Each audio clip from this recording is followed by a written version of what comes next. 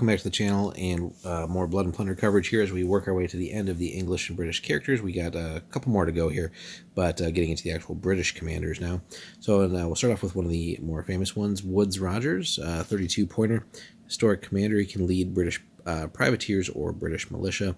So right off the bat, we get a couple of good things for the points cost. A 16-inch command range is phenomenal, gives that 32-inch bubble, and a wonderful 3 command points, which we'll happily spend as much as we can. Comes with a brace of pistols and a standard melee weapon, so we'll be able to blast away with pistols as much as possible. And quite a few rules. We get Commodore, Broadside, very inspiring, tough, and indomitable, so he's bringing a lot to the table with those rules. So let's jump in and see what we get for our investment in the points here. Commodore, we haven't had that really before yet in looking at the special rules, our special characters here so far. So when this commander is aboard a ship, or maybe we had it once, its command range is increased by 12 when giving actions to units on other ships. So pretty good stuff there. So yeah, anytime we get to increase that bubble, especially if we're actually playing on the sea, where typically we're not going to necessarily have a lot of land features or anything like that, maybe some small islands or something, but just extending that range there, which means we can be a little bit further apart and not necessarily have to worry about like collisions and things like that. So wonderful little ability. Broadside we've seen multiple times, so again, all artillery fired during his activation are fired simultaneously, hence it all counts as the same ranged attack, and all dice for the shoot test are rolled simultaneously. This may increase the chances of scoring critical hits, right? Good stuff, and again, pairs well with being on a ship because we're typically going to have multiple cannons. So yeah, increasing the crits hopefully will cause catastrophic damage on the enemy ships. Very inspiring. So again, this is another great one, just taking advantage of the super big command range, but all friendly units within the command range can reroll any failed rally tests.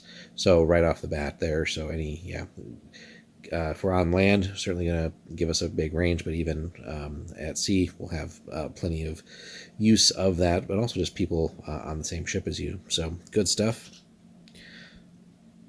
Tough, and also to mention with that, of course, as always, if we're getting free rerolls from this, we don't have to burn fortune points, so key takeaway there. Tough is a fantastic one. If this unit ends its activation with any amount of fatigue, and it didn't push or gain any fatigue during the activation, it may remove a point of fatigue at the end of the activation. So probably could be worded better, but basically, as long as you didn't gain fatigue or push, you get to remove one for free. So, and again, not having to actually spend an action for that is always wonderful, especially in this game. Last but not least, let's take a look at Indomitable. So if this unit begins an activation with any amount of fatigue, it immediately removes a fatigue. If it was shaken, and this would leave it with 2 points of fatigue or less, it's no longer shaken and may actually act as normal. So another super powerful ability there, and especially combined with Tough, we're going to be able to really mitigate fatigue on our own unit.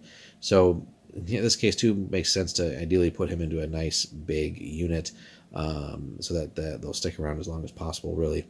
And as long as we're not ideally taking too many casualties, that should be the case, and we should be able to avoid essentially staying shaken or even routing or anything like that as much as possible with all those combined. So fantastic stuff there.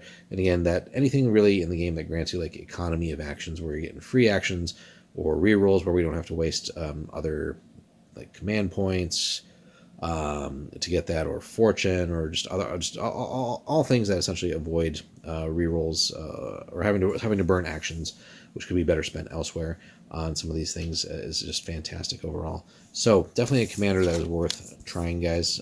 Let us know if you've run Woodes Rogers, where you've had your successes with him. Does he perform equally well on land or at sea for you?